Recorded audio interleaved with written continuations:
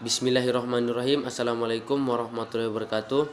Pertama-tama marilah kita panjatkan puji syukur atas kehadirat Allah Subhanahu wa taala yang telah memberikan kita nikmat iman, nikmat Islam serta nikmat kesehatan. Salawat serta salam tak lupa kita curahkan kepada baginda Nabi besar Muhammad sallallahu alaihi wasallam dan para sahabatnya yang telah mengantarkan kita dari alam yang gelap gulita ke alam yang penuh syafaat, yaitu agama Islam. Nama saya Laude Muhammad Aldin, NIM 20 20 01 01 01100, kelas PAI C. Saya akan menjelaskan materi tentang paradigma transdisipliner dan filosofi keilmuan Smart B guna memenuhi tugas UTS dan UAS mata kuliah pengantar studi Islam transdisipliner. Baiklah, yang pertama yaitu paradigma transdisipliner. Pengertian paradigma transdisipliner. Paradigma berarti studi pandang atau perspektif, pendekatan atau approach, kerangka atau theoretical framework, kerangka pemikiran atau form of thinking, kemudian kerangka konseptual atau conceptual framework.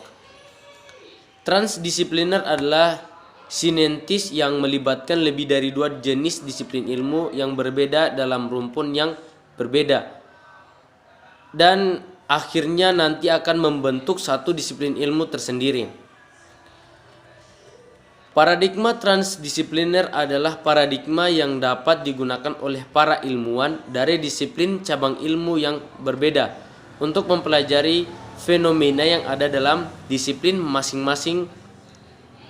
Paradigma transdisipliner merupakan paradigma yang melampaui batas-batas sebuah disiplin atau paradigma yang membuat lebih dari dua disiplin yang terhubung satu sama lain.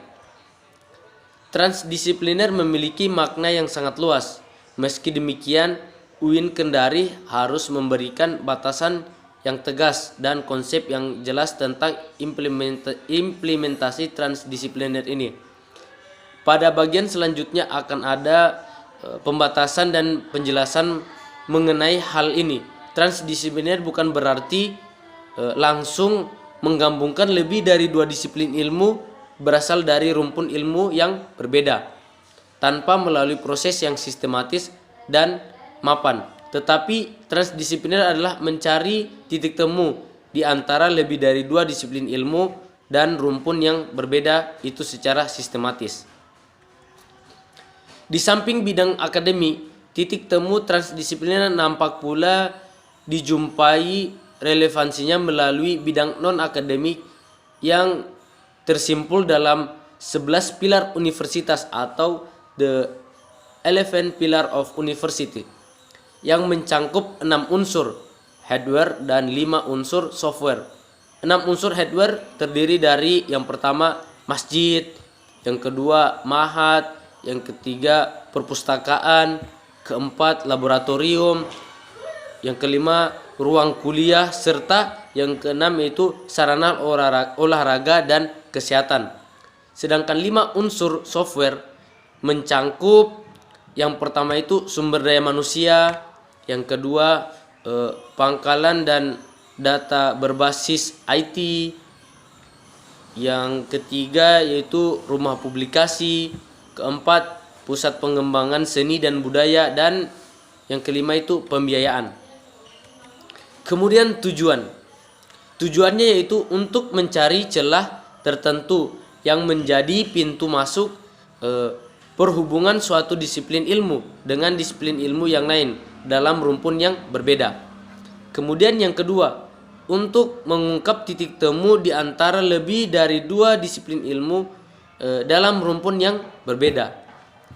Kemudian yang ketiga yaitu sebagai panduan dalam mengkonstruksi agenda-agenda akademik dan non-akademik yang menggambarkan paradigma transdisipliner. Kemudian modelnya itu terbagi atas beberapa. Yang pertama semi permeable. Sintetis lebih dari 2 disiplin dan rumpun keilmuan sangat memungkinkan terjadi karena ada model kerjasama yang digunakan. Salah satu model yang digunakan adalah model semi-permeable.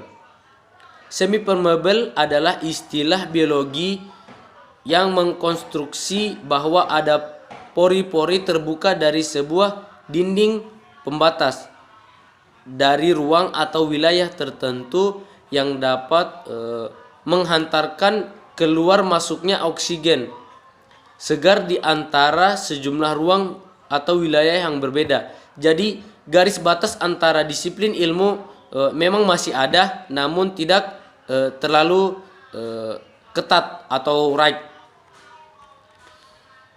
Kemudian intersubjective testability. Sebuah disiplin ilmu bisa diuji dengan menggunakan sejumlah disiplin dan rumpun ilmu yang lain secara subjektif. Disiplin ilmu dalam rumpun ilmu agama sesungguhnya jauh lebih bersifat subjektif karena berdasar pada interpretasi, sehingga dalam interpretasi tersebut memungkinkan untuk diinsersikan dengan kajian ilmu lain. Kemudian creative imagination. Dalam dunia ilmu pengetahuan tidak hanya logika, induktif dan deduktif. Diperlukan juga imajinasi kreatif dari ilmu. Imajinasi adalah daya pikir untuk membayangkan dalam angan-angan atau menciptakan gambar, lukisan dan sebagainya. Kejadian berdasarkan kenyataan atau pengalaman seseorang secara umum. Kemudian unsur. Bidang akademik dan non-akademik akan disebut paradigma transdisipliner apabila minimal 3 unsur paradigma terimplementasi dalam bidang akademik dan non-akademik. Bidang akademik mencangkup pendidikan, penelitian, dan pengabdian masyarakat. Sedangkan bidang akademik meliputi 11 pilar, the event pillar of university, yang mencangkup 6 unsur hardware dan 5 unsur software. 6 unsur hardware terdiri atas masjid, mahat, perpustakaan, laboratorium, ruang kuliah, serta sarana olahraga dan kesehatan.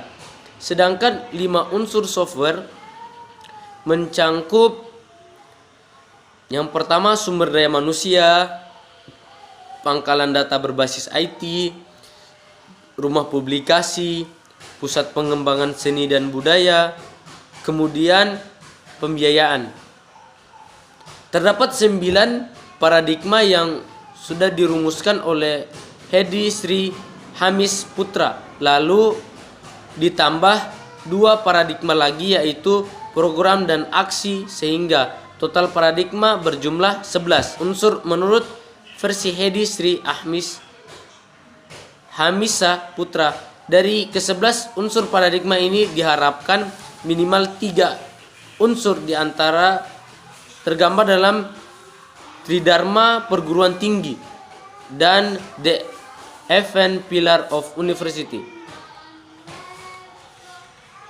Kemudian ke-11 unsur paradigma ini dijelaskan secara singkat, yaitu yang pertama asumsi dasar. Asumsi atau anggapan adalah pandangan terhadap suatu hal yang sudah diterima kebenarannya. Asumsi atau anggapan ini sumber dari asumsi dari perenungan filosofis atau penelitian empiris. Asumsi dasar ini menjawab pertanyaan, apa itu transdisipliner? Transdisipliner itu ialah penghubungan beberapa disiplin ilmu atau yang melampaui batas disiplin. Asumsi atau anggapan merupakan unsur paradigma transdisipliner yang diharapkan termaksud di dalam Tridharma perguruan tinggi dan the event pillar of university. Kemudian yaitu nilai-nilai. Nilai sejatinya adalah pandangan hidup yang dijadikan sebagai patokan untuk bertindak yang mengandung aspek perintah, larangan, atau kebolehan. Sejumlah kriteria atau patokan yang digunakan untuk menentukan apakah sesuatu itu baik atau buruk, benar atau salah, bermanfaat atau tidak. Paradigma transdisipliner ini sangat baik dan bermanfaat untuk mencari dan menemukan keterhubungan ilmu pengetahuan dari sekian banyak disiplin atau cabang ilmu pengetahuan yang ada. Kemudian yang ketiga yaitu model. Model adalah perumpamaan analogi atau kiasan tentang gejala yang dipelajari. Seringkali model juga terlihat seperti asumsi dasar. Meskipun demikian, model bukanlah asumsi dasar. Sebagai perumpamaan dari suatu kenyataan sebelum model bersifat menyederhanakan. Model paradigma transdisipliner adalah semi-permeable, intersubjective, testability, dan creative imagination. Model merupakan unsur paradigma transdisipliner yang diharapkan ditemukan dalam Tridharma perguruan tinggi dan The 11 Pillar of University. Yang keempat, masalah yang diteliti. Masalah bisa diterjemahkan sebagai gap antara das Sollen dan das seni, harapan dengan kenyataan. Suatu penelitian selalu berawal dari suatu keperluan untuk memperoleh jawaban atas pernyataan-pernyataan tertentu atau keinginan membuktikan kebenaran dengan atau pernyataan-pernyataan tertentu secara empiris. Kemudian konsep sebagai istilah atau kata-kata yang diberi makna tertentu sehingga membuatnya dapat digunakan untuk menganalisis, memahami, menafsirkan, dan menjelaskan peristiwa atau gejala sosial budaya yang dipelajari. Transdisipliner adalah sintetis yang melibatkan lebih dari dua jenis disiplin ilmu yang berbeda dalam rumpun yang berbeda dan akhirnya nanti akan membentuk studi disiplin ilmu tersendiri. Kemudian yang berikutnya itu metode penelitian. Metode penelitian kualitatif dan kuantitatif tidak lain adalah metode atau cara guna memperoleh, mengumpulkan data kualitatif dan data kuantitatif. Jadi yang bersifat kuantitatif atau kualitatif bukanlah metodenya tetapi datanya. Yang berikutnya metode analisis. Metode analisis kualitatif dan metode analisis kuantitatif harus diartikan sebagai metode menganalisis data kualitatif dan metode menganalisis data kuantitatif. Kemudian yang berikutnya teori.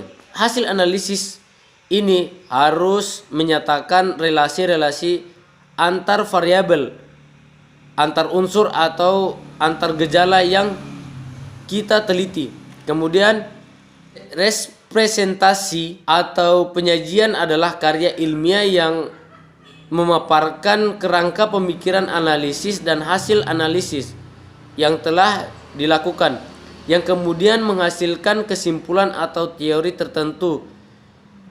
Representasi ini bisa berupa skripsi pada S1, tesis pada S2, disertasi pada S3, laporan penelitian, makalah, artikel ilmiah dalam jumlah ilmiah atau sebuah buku. Kemudian program. Dalam Kamus Besar Bahasa Indonesia menyebutkan bahwa program adalah rancangan mengenai asas serta usaha dalam ketatanegaraan, perekonomian, dan sebagainya yang akan dijalani. Yang berikutnya itu aksi. Aksi diartikan dengan gerakan atau tindakan, sedangkan beraksi berarti bergerak atau bertindak. Kemudian implementasi bidang akademik. Yang pertama, pendidikan. Kurikulum yang dikembangkan di UIN Kendari adalah kurikulum berbasis kerangka kualifikasi nasional Indonesia, berparadigma transdisipliner, disemangati kampus merdeka. Pada struktur kurikulum mencangkup 4 unsur, yaitu unsur sikap dan tata nilai, penguasaan keterampilan, penguasaan pengetahuan, dan kemampuan manajerial. Kemudian mata kuliah. Mata kuliah terbentuk berdasarkan bahan kajian yang matang dan dibutuhkan oleh UIN Kendari. Sekaitan dengan paradigma transdisipliner, maka mata kuliah yang dirancang mencerminkan transdisipliner. Dari sisi rumpun ilmu, ketiga disiplin ilmu ini berasal dari 3 rumpun ilmu yang berbeda, yakni disiplin ilmu akuntansi dikelompokkan dalam rumpun ilmu formal atau terapan. Disiplin ilmu ekonomi teknologi, rumpun ilmu sosial, dan disiplin ilmu syariat berasal dari rumpun ilmu agama. Kemudian bahan kajian. Bahan kajian merupakan sekumpulan materi mata kuliah yang akan disampaikan kepada mahasiswa. Materi perkuliahan pun harus dijadikan secara transdisipliner yang menguraikan minimal 3 macam bahan kajian atau lebih. Jadi secara konkret tersungguh 3 atau lebih bahan kajian yang ditampilkan, yaitu ribhut, tijariyah atau fikih muamalah, profit ilmu ekonomi, dan capital gain ilmu akuntansi. Ketiganya pun kalau dipetakan, maka bahan kajian ribhut, tijariyah, fikih muamalah dikelompokkan ke dalam rumpun ilmu agama, profit ilmu ekonomi dikategorikan ke dalam rumpun ilmu sosial, dan capital gain ilmu akuntansi teridentifikasi sebagai rumpun ilmu formal atau terapan. Kemudian yang berikutnya pendekatan atau perspektif. Transdisipliner adalah sebuah pendekatan atau perspektif yang digunakan oleh dosen dalam menyampaikan materi pembelajaran. Pada sebuah interaksi belajar mengajar, seseorang dosen harus menyajikan materi pembelajaran yang dikaji dan menggunakan pendekatan atau perspektif transdisipliner. Pendekatan atau perspektif yang digunakan dosen di atas apabila dipetakan, maka akan nampak bahwa penjelasan teori takdir merupakan tema kajian dari disiplin ilmu tafsir, sedangkan teori dinamika sosial adalah bahan kajian disiplin ilmu sosial, dan teori rotasi dan teori revolusi menjadi salah satu pokok bahasan disiplin ilmu fisika.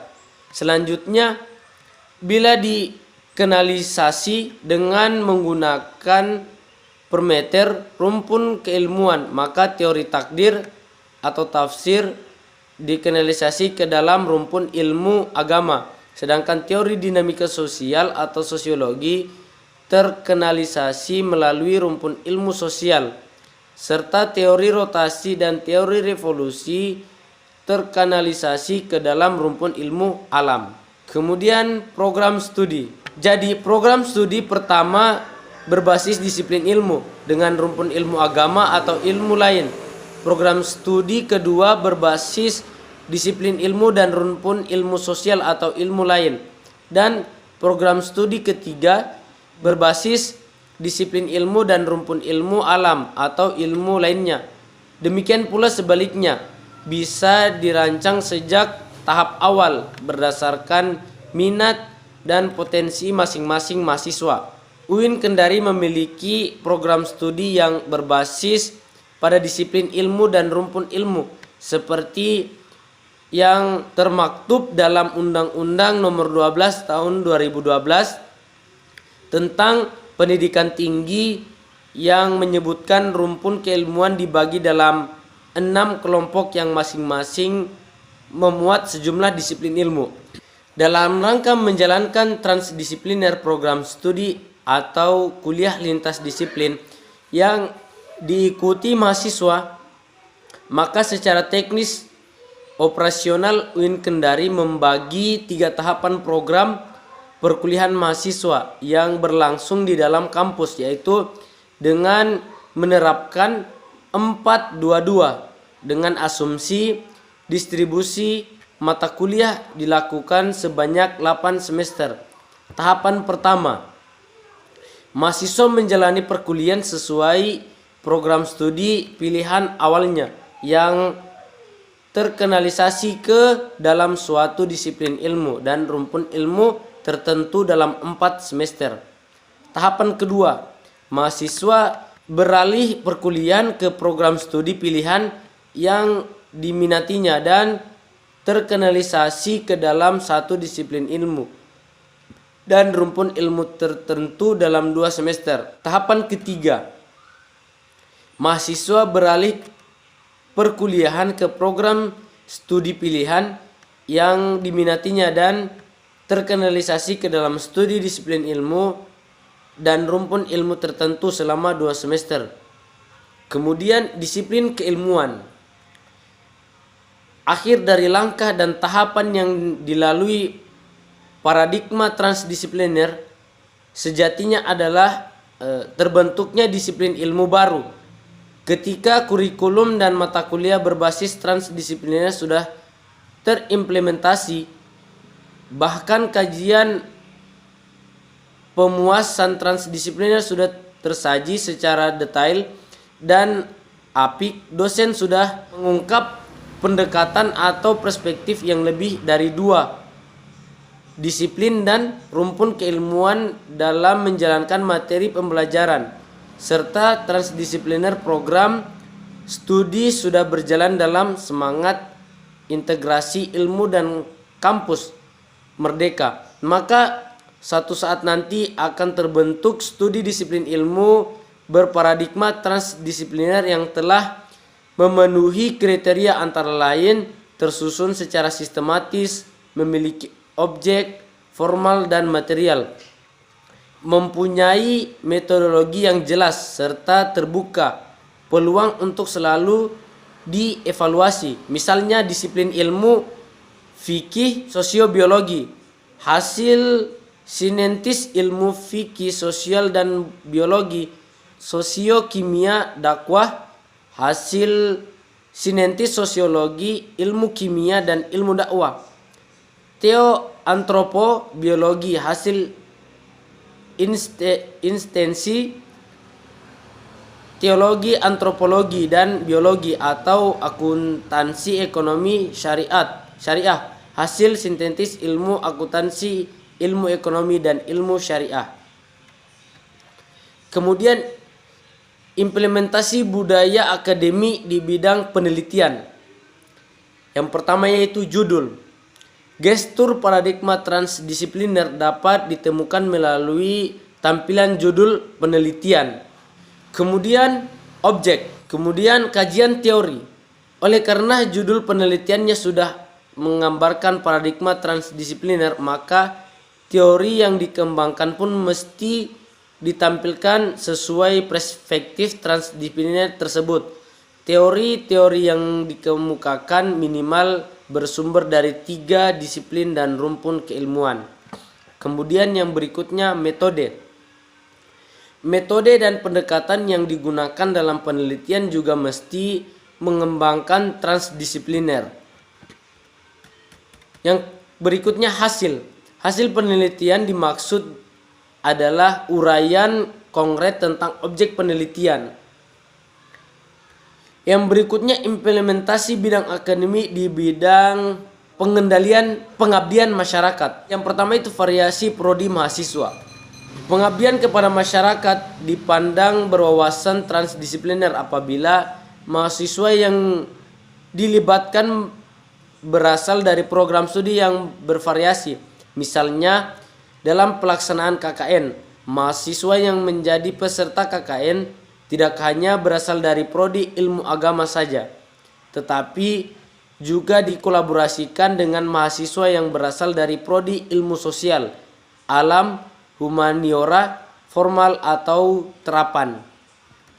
Kemudian tema pengabdian. Dalam melaksanakan pengabdian kepada masyarakat selalu disertai tema pengabdian. Tema dibuat sebagai rujukan dan focusing yang mengarahkan pengabdian kepada masyarakat. Kemudian materi audensi. Transdisipliner dalam pengabdian masyarakat nampak pula dalam materi yang disampaikan kepada para peserta. Jamaah atau audiens, pemberian materi ini dilakukan pada saat pelatihan, pembekalan atau penyuluhan. Ketika memberikan penyuluhan agama, peserta pengabdian menerangkan atau masalah tetapi dikaji dari berbagai perspektif. Kemudian materi berikutnya itu teori filosofi keilmuan Smart B. Pengertiannya itu filosofi keilmuan lebah cerdas atau Smart B adalah semangat moral dari keilmuan yang dikembangkan oleh IAIN Kendari dengan mempersonifikasikan sistem kehidupan lebah. Lebah merupakan hewan yang sangat cerdas serta pandai memilih dan memilah mana yang terbaik dan mana yang kurang layak untuk diolah dan dihasilkan sebagai madu lebah. Filosofi keilmuan lebah cerdas atau Smart B bertujuan untuk yang pertama memberikan arah yang jelas mengenai figur mahasiswa yang ditempa. Yang kedua, menguatkan komitmen agar menghasilkan lulusan yang diharapkan. Yang ketiga, mendasari setiap konsep dan pengembangan sistem pembelajaran di kampus. Yang keempat yaitu menjadi acuan pengembangan IAIN Kendari yang berkemajuan. Kemudian landasan normatif. Filosofi keilmuan lebah cerdas Smart B memiliki landasan normatif dalam Quran surah An-Nahl ayat 68 sampai 69 yang artinya, dan Tuhanmu mewahyukan kepada lebah, buatlah sarang-sarang di bukit dan pohon-pohon kayu dan di tempat yang dibikin manusia. Kemudian makanlah dari tiap-tiap macam buah-buahan dan tempuhlah jalan Tuhanmu yang telah dimudahkan bagimu. Dari perut lebah itu keluar minuman madu yang bermacam-macam warnanya. Di dalamnya terdapat obat yang menyembuhkan bagi manusia. Sesungguhnya pada yang demikian itu benar-benar terdapat tanda kebesaran Tuhanmu bagi orang-orang yang memikirkan. Kemudian yang berikutnya unsur Smart B. Bahan sarang lebah. Lebah madu termaksud dalam kelompok hewan sosial, di mana kelompoknya membentuk suatu kerajaan. Lebah di dalam sarangnya. Lebah madu hidup di sarangnya yang dihuni oleh sekitar 50.000 sampai 1.000 ekor. Di dalam sarang tersebut mereka membentuk pembagian tugas yang telah jelas fungsinya masing-masing untuk dibebankan kepada para penghuni sarang. Jika dikaji secara mendalam, ternyata organisasi lebah madu sangat rapi dan memiliki disiplin tinggi. Artinya, setiap lebah madu di dalam sarang melaksanakan tugasnya sesuai dengan fungsinya masing-masing. Sarang lebah adalah struktur yang digunakan oleh lebah sebagai tempat tinggal dan membesarkan anak-anaknya. Bagian dari sarang lebah berupa kumpulan struktur berbentuk heksagonal yang terbuat dari semacam lilin. Lebah menggunakan ruang heksagonal ini untuk menyimpan madu, polen lebah, telur larva dan pupa lebah. Bahan sarang lebah jika dianalogikan merupakan unsur-unsur atau materi yang digunakan untuk membentuk sarang lebah sebagai tempat berlindung lebah madu. Dalam konsep transdisipliner, IAIN Kendari, sarang lebah terdiri atas 11 pilar universitas, Arkanul Jamiah, yang terbagi atas 2 unsur, yaitu 6 unsur hardware dan 5 unsur software.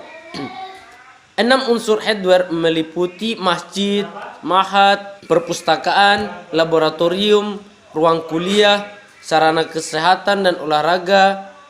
Sementara 5 unsur software adalah sumber daya manusia, pangkalan data berbasis IT, rumah publikasi, pengembangan kultur akademik, seni dan budaya, dan pembiayaan.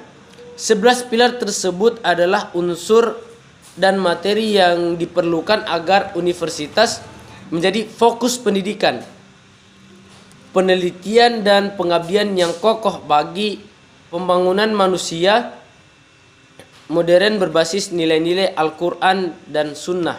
Kemudian sarang lebah. Allah Subhanahu wa Ta'ala menyatakan dalam Al-Quran bahwa lebah berperilaku sesuai dengan ilham yang diberikannya.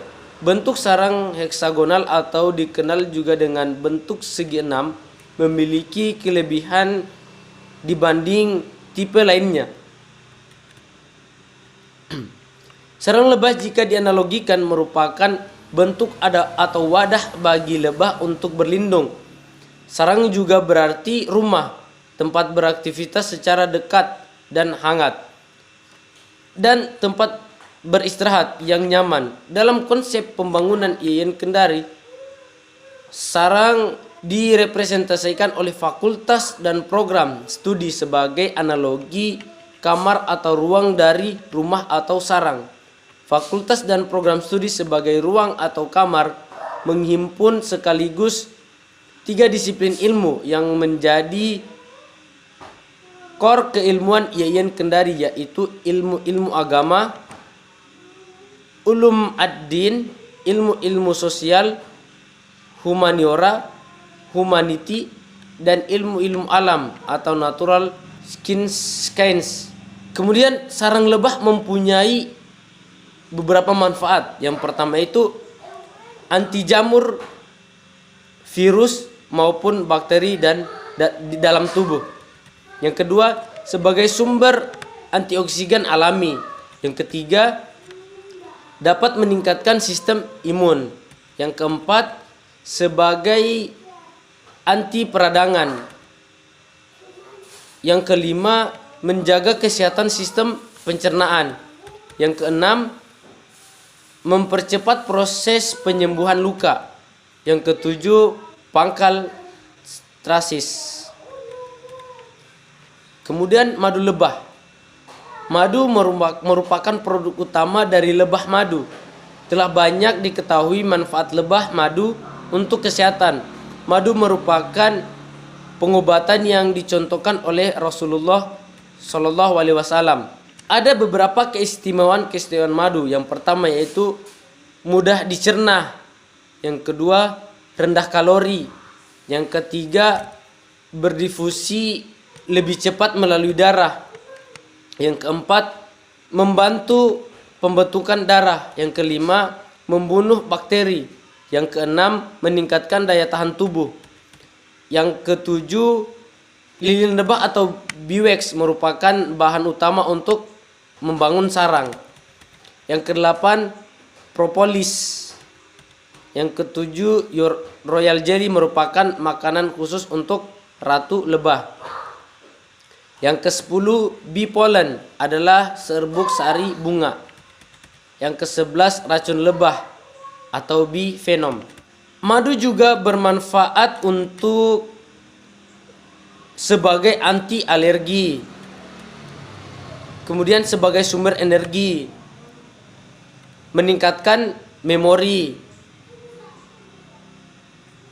penekan gangguan batuk, mengatasi gangguan tidur, menghilangkan ketombe, menyembuhkan luka sebagai perawatan kecantikan.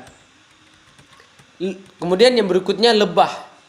Lebah madu termaksud dalam kelompok hewan sosial, di mana kelompoknya membentuk suatu kerajaan lebah di dalam sarangnya sebagai suatu kerajaan. Tentunya ada semacam pengorganisasian di mana strukturnya kompleks agar sistem tersebut dapat bekerja secara maksimal. Peranan masing-masing di dalam struktur organisasi sarang lebah madu terdiri atas beberapa.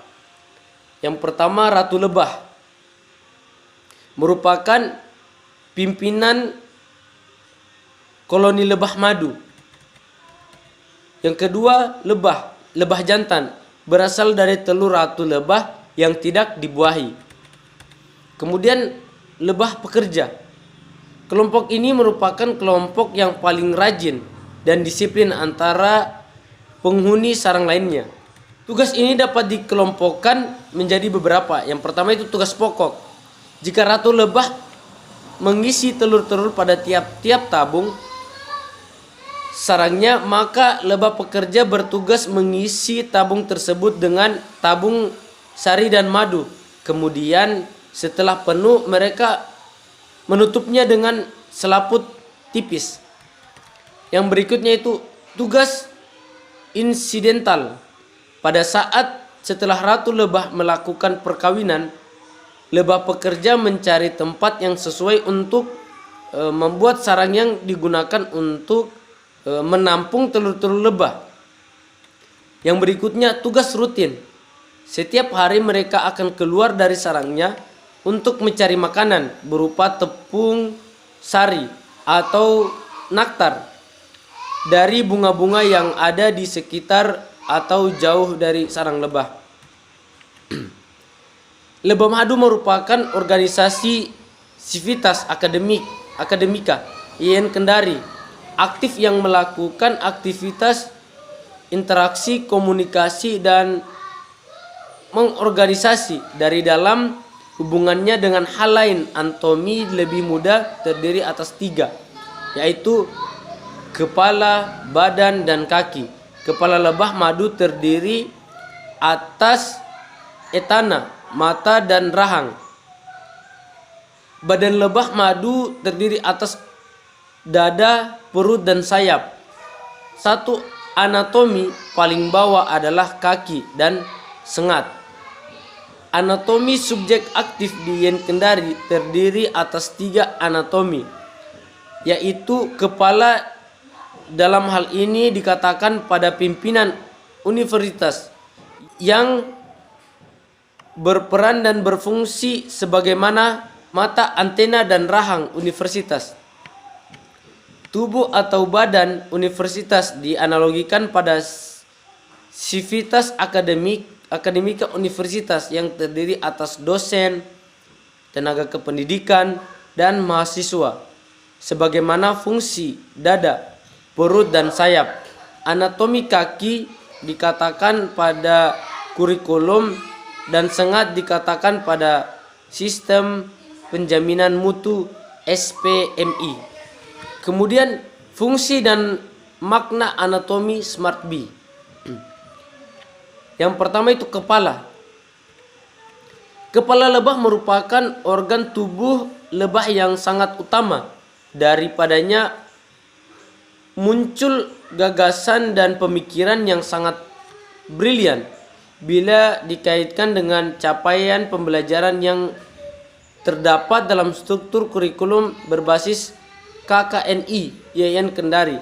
Maka kepala lebah ini berkenaan dengan penguasaan pengetahuan atau kompetensi kognitif mahasiswa. Kemudian dada. Dada lebah merupakan basis rasa bila dipersonifikasikan seperti manusia.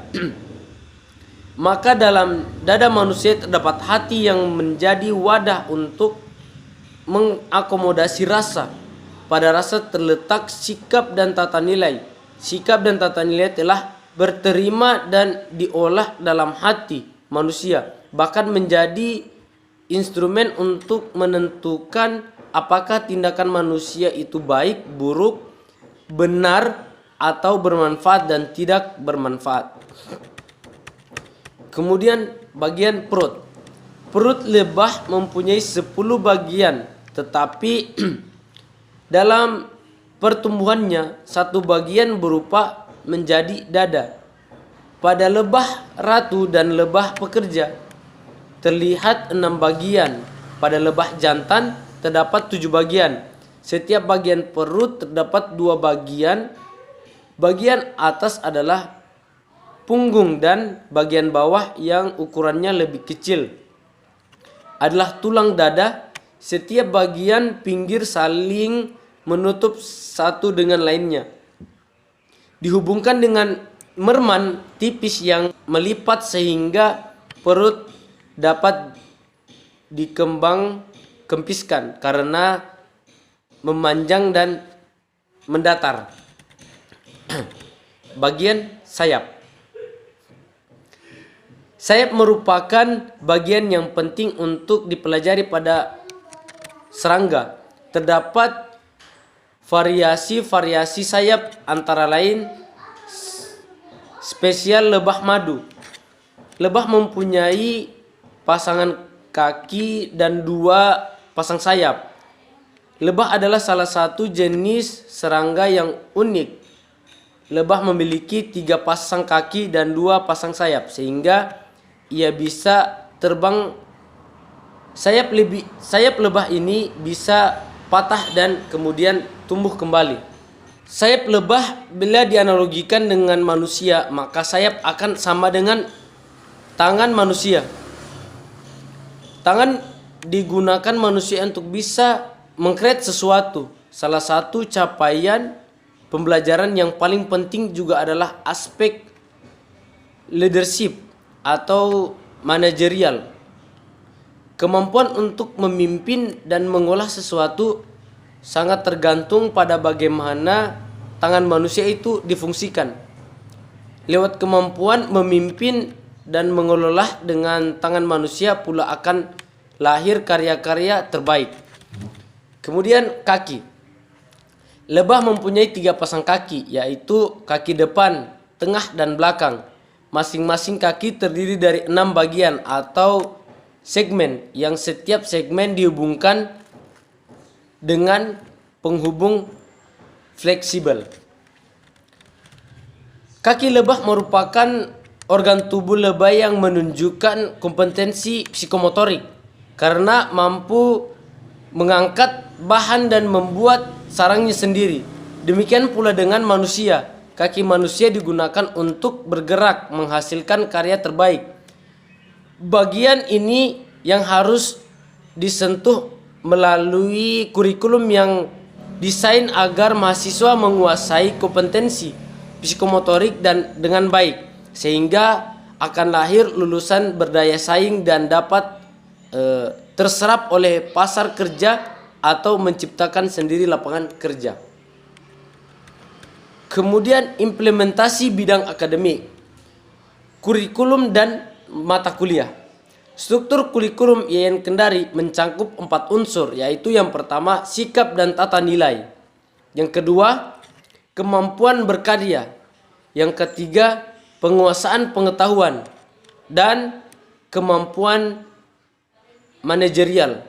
Struktur ini dianalogikan seperti seekor lebah cerdas atau smart bee yang di dalamnya tersusun atas 4 komponen, yakni wadah sarang lebah, bahan sarang lebah, dan madu lebah, untuk memberikan gambaran yang utuh mengenai struktur kurikulum IAIN Kendari.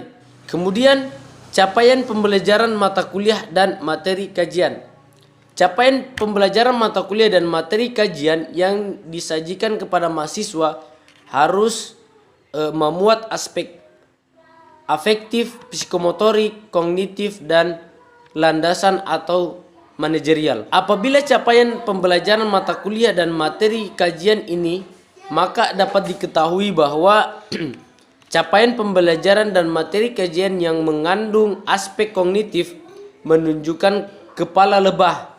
Capaian pembelajaran dan materi kajian yang mengandung aspek efektif menunjukkan pada dada lebah. Capaian pembelajaran dan materi kajian yang mengandung aspek psikomotorik menunjukkan pada kaki lebah. Capaian pembelajaran dan materi kajian yang mengandung aspek leadership dan manajerial menunjukkan pada sayap lebah. Kemudian metode pembelajaran. Metode pembelajaran pun berbeda-beda yang disesuaikan dengan materi kajian. Capaian pembelajaran dan kondisi mahasiswa. Bila capaian pembelajaran dan materi kajian mengandung aspek kognitif, maka metode yang digunakan adalah metode ceramah, tanya jawab, diskusi, atau seminar. Sedangkan capaian pembelajaran dan materi kajian mengandung aspek afektif, maka metode yang digunakan adalah metode pembelajaran kooperatif dan kolaboratif. Metode pembelajaran ini bila dikaitkan dengan maskot Smart B, maka metode ceramah, tanya jawab, diskusi atau seminar yang bermuatan kognitif menentukan kepada kepala lebah. Metode pembelajaran kognitif dan kolaboratif yang bermuatan afektif menunjukkan pada dada lebah. Sedangkan metode latihan, drill, simulasi atau demonstrasi yang bermuatan psikomotorik menunjukkan pada kaki lebah. Metode pembelajaran berbasis proyek atau khusus yang bermuatan leadership dan manajerial menunjukkan kepada sayap lebah. Mungkin sekian dari saya tentang penjelasan tadi. Sekian dan terima kasih. Assalamualaikum warahmatullahi wabarakatuh.